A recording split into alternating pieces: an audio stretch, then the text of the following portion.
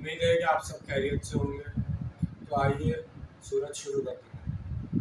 بسم اللہ الرحمن الرحیم۔ فَجَعَلْنَاهَا نَكَالًا لِمَا بَيْنَ يَدَيْهَا وَمَا خَلْفَهَا وَمَوْعِظَةً لِلْمُتَّقِينَ۔ شروع اللہ کے نام سے جو بڑا مہربان نہایت رحم کرنے والا ہے۔ پھر ہم نے اس واقعے کو یا اس بستی کو عبرت کا سماں بنا دیا، ان کے لیے بھی جو سامنے موجود تھے اس زمانے کے لوگ، اور ان کے لیے بھی جو بعد میں آنے والے تھے، اور ایک نصیحت اور سبق آموزی کی بات بنا دیا اہل تقویٰ کے لیے۔ وَإِذْ قَالَ مُوسَىٰ لِقَوْمِهِ إِنَّ اللَّهَ يَأْمُرُكُمْ أَن تَذْبَحُوا بَقَرَةً قَالُوا أَتَتَّخِذُنَا هُزُوًا قَالَ أَعُوذُ بِاللَّهِ أَنْ أَكُونَ مِنَ الْجَاهِلِينَ۔ اور یاد کرو جب موسیٰ علیہ السلام نے کہا اپنی قوم سے کہ تمہیں اللہ حکم دیتا ہے کہ ایک گائے کو ذبح کرو، انہوں نے کہا کہ آپ علیہ السلام ہم سے کچھ ٹھٹھا کر رہے ہیں۔ فرمایا میں اللہ کی پناہ طلب کرتا ہوں اس سے کہ میں جاہلوں میں سے ہو جاؤں۔ ان آیات کے مطالعے سے قبل ان کا پس منظر جان لیجئے۔ بنی اسرائیل میں عامل نامی ایک شخص قتل ہو گیا تھا اور قاتل کا پتہ نہیں چل رہا تھا۔ اللہ تعالیٰ نے حضرت موسیٰ علیہ السلام کے ذریعے سے حکم دیا کہ ایک گائے ذبح کرو اور اس کے گوشت کا ایک ٹکڑا مردہ شخص کے جسم پر مارو تو وہ جی اٹھے گا اور بتائے گا کہ میرا قاتل کون ہے۔ بنی اسرائیل کی تاریخ میں ہمیں معجزات کا عمل و دخل بہت زیادہ ملتا ہے۔ یہ بھی انہی معجزات میں سے ایک معجزہ تھا۔ گائے کو ذبح کرانے کا ایک مقصد یہ بھی تھا کہ بنی اسرائیل کی قلوب و اذہان میں گائے کا جو تقدس راسخ ہو چکا تھا اس پر تلوار چلائی جائے، اور پھر انہیں یہ بھی دکھا دیا گیا کہ ایک مردہ آدمی زندہ بھی ہو سکتا ہے۔ اس طرح بعث بعد الموت کا ایک نقشہ انہیں اس دنیا میں دکھا دیا گیا۔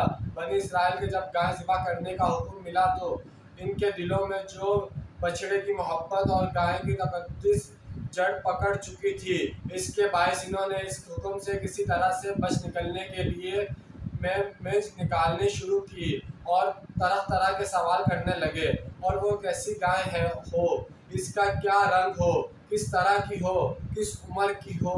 بالآخر جب ہر طرف سے ان کا گھیراؤ ہو گیا اور جب چیزیں ان کے سامنے واضح کر دی گئیں، تب انہوں نے چار بادل ناخواستہ اس حکم پر عمل کیا۔ اب ہم ان آیات کا ایک گروہ ترجمہ کر لیتے ہیں کہ آپ علیہ السلام یہ بات ہنسی مذاق میں کہہ رہے ہیں۔ ہنسی مذاق اور تمسخر و استہزاء تو جاہلوں کا کام ہے، اور اللہ کے نبی سے یہ وعید ہے کہ وہ دین کے معاملات کے اندر ان چیزوں کو شامل نہیں کریں گے کبھی۔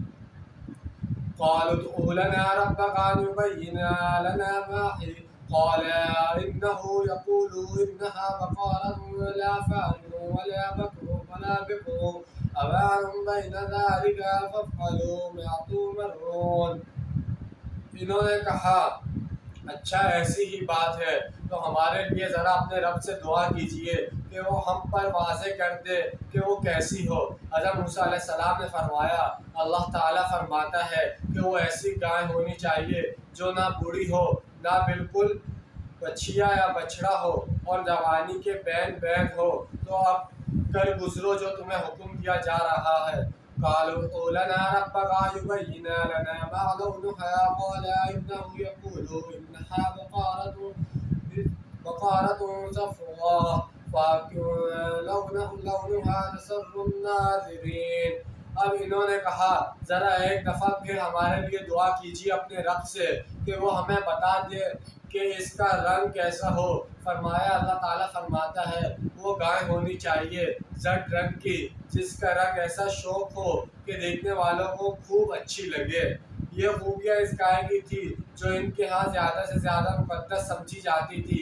اگر پہلے ہی حکم پر وہ عمل پیرا ہو جاتے تو کسی بھی گائے کو ذبح کر سکتے تھے، لیکن یکے بعد دیگر سوالات کے باعث رفتہ رفتہ ان کا گہراؤ ہوتا گیا کہ جس گائے کے تقدس کا تاثرہ ان کے ذہن میں زیادہ سے زیادہ تھا اسی کو فوکس کر دیا گیا۔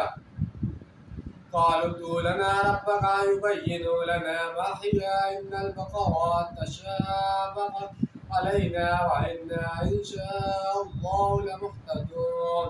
انہوں نے کہا ذرا پھر اللہ سے ہمارے لیے دعا کیجئے کہ وہ ہم پر واضح کر دیں کہ وہ گائے کیسی ہو، کیونکہ گائے کا معاملہ یقیناً ہم پر کچھ مشتبہ ہو گیا ہے، اور اگر اللہ نے چاہا تو ہم ضرور راہ پا لیں گے۔ ہمیں گائے کی تعبیر میں اشتباہ ہو گیا ہے۔ تو جیسے کہ آج ہم نے کچھ آیتوں کا ترجمہ اور تفسیر بیان کی ہے، اس کے اندر بتایا گیا جیسے بہت زیادہ اللہ تعالیٰ کے معجزات تھے، اور بہت زیادہ اسی قوم کے دوران معجزات آئے گئے۔ اس میں جیسے ایک معجزات تھا، یہ قتل ہو گیا تھا اس دور میں، تو اللہ تعالیٰ نے فرمایا کہ گائے مطلب ذبح کرو اور اس کا گوشت کا ٹکڑا جو ہے وہ اس مردہ پر پھینکو تو یہ مردہ پھر سے جی اٹھے گا، اس میں پھر جان آ جائے گی، اور پھر یہ بتائے گا کہ اس کا قاتل کون ہے۔ یہ اللہ تعالیٰ کی طرف سے بہت بڑا معجزہ تھا اس قوم کے لیے اور ہم سب کے لیے، کیونکہ ایسا کہ اگر ایک مردہ کو واپسی زندہ ہونا یہ بہت زیادہ مشکل ہے، ناممکن سی بات ہے۔ آج کے دور میں کوئی سائنٹسٹ آج تک کسی مردہ کو زندہ نہیں کر سکا۔ مردہ زندہ کیسے ہو سکتا ہے؟ یہ صرف ہمارے اللہ تعالیٰ کی شان کر سکتی ہے، اس کے علاوہ کسی کو اتنا حق نہیں ہے کہ اس طرح کا کام کر سکے۔ ویسا ہی اس قوم کے لوگوں کے سامنے کیا گیا، اللہ تعالیٰ نے اس مردہ کو زندہ کر دکھایا، اور یہ گائے کا ذبح کرنے کا جو اس میں طریقہ تھا وہ اس لیے تھا کیونکہ اس قوم کے لوگ گائے کو ماننے لگ گئے تھے، تو اللہ تعالیٰ نے ان کو بتانا تھا کہ یہ جس کو مان رہے ہیں اس کی گردن پر بھی تلوار چلائی جائے گی، اس کو بھی ذبح کیا جائے گا، اور اسی کے خون کے قطرے اور اسی کے گوشت سے اس مردہ کو زندہ کیا جائے گا، اور یہی بتائے گا کہ اس کا قاتل کون ہے، کیونکہ وہ پوری قوم کے جو لوگ تھے وہ نہیں بتا رہے تھے کہ کس نے قتل کیا ہے، وہ ایک دوسرے پہ الزام لگا رہے تھے، جھوٹ بول رہے تھے۔ تو اللہ تعالیٰ نے اپنے کلام کے ذریعے حضرت سے کہا کہ یہ اس کی قوم کے لوگوں کو بتا دیا جائے کہ یہ اس گائے کو ذبح کریں تاکہ یہ مردہ واپسی جی اٹھے اور یہ بتا سکے کہ اس کا قاتل کون ہے، اور آنے والی آیات میں آگے جا کے بتایا جائے گا کہ اس کا قاتل کون تھا۔ پھر وہ گائے انہوں نے ذبح کی تھی اور اس کا گوشت کا ٹکڑا ویسے اس مردہ پر پھینکا گیا تھا، پھر وہ کچھ لمحے کے لیے زندہ ہوا تھا، صرف اور صرف اپنے قاتل بتانے کے لیے۔ یہ بہت بڑا معجزہ ہے۔ آج ہم سب پر یہ فرض ہے کہ اللہ تعالیٰ نے جتنے معجزے کیے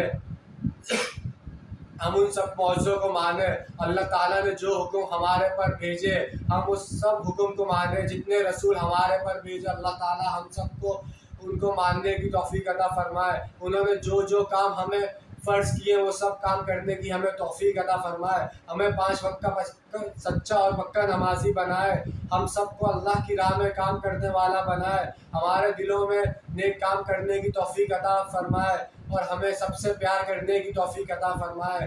آج محرم کا دن ہے، 9 محرم اور 10 محرم کا دن ہے، یہ ہمارے لیے بہت بڑا دن ہے، تو اس دن خیال رکھیں تو کوئی بھی زیادہ ہنسے نہیں، سب اس دن اللہ تعالیٰ سے گناہوں کی معافی مانگے اور رو رو کے معافی مانگے، کیونکہ اس دن ہم نے بہت بڑے صحابہ کرام اپنے رسولوں اور اپنے رسولوں کے پیاروں کو کھویا ہے، تو اللہ تعالیٰ ہم سب کو معاف کرے، ہم سے جو جو غلطیاں کوتاہیاں ہوئی ہیں ہم سب کو معاف کرے اور ہم سب کو سیدھی راہ پہ چلائے۔